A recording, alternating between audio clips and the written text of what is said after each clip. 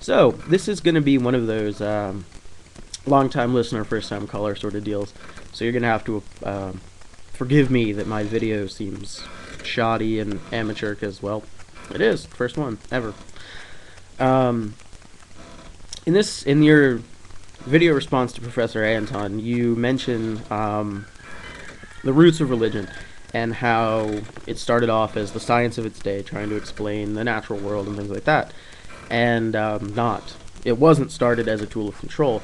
And I can agree. I agree totally with the idea that it was the science of its day.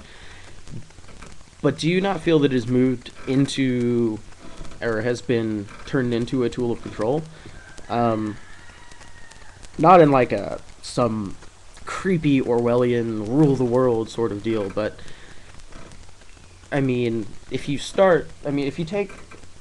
take intelligent design as probably one of the biggest points for this argument, if that was to make its way into schools, and I mean across the board, because I know there's some places where it is taught, and where I went to school, or where I started high school in Florida, it wasn't taught. By the time I finished high school in North Carolina, it was seriously considered, even in the AP biology classes, which struck me as bizarre. It was a real culture shock. But if it was in all the schools, and more young people, especially ones who are really susceptible to that kind of idea, 9th, 10th graders, would that not, I mean, it seems like a subversive sort of control, like you're indoctrinating youth, really. And then you have the same groups that try to push that are also the ones who have the anti-gay marriage rallies, which even you've pointed out, if they were really pro-family rallies, they would be having anti-divorce rallies.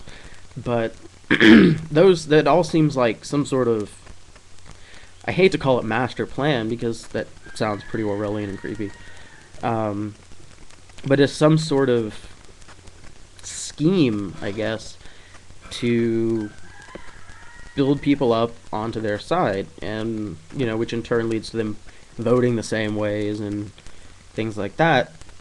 And it seems like it has become a tool of control. I'm curious as to whether or not you agree or disagree with that point.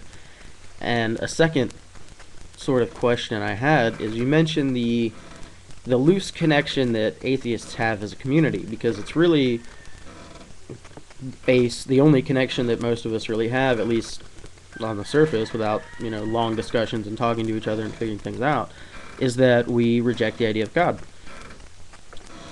Why does there not seem, in your opinion, to be more of a movement built on that, to keep intelligent design out of schools and to push for more secular law? I mean, law, obviously there's some sort of morality, and I mean, that's, morals are where law is based, but why is there not more of a push from the atheist community to keep law as secular as it possibly can be? I mean, religious groups, when it's voting time, come out in droves.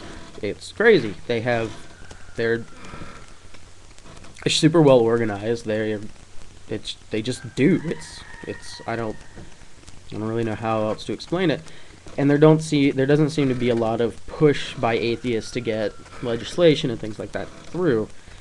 I mean, does it seem like to you we should maybe have more of a connection based on our lack of belief in God, or maybe more of a connection based on our not wanting religion in our lives?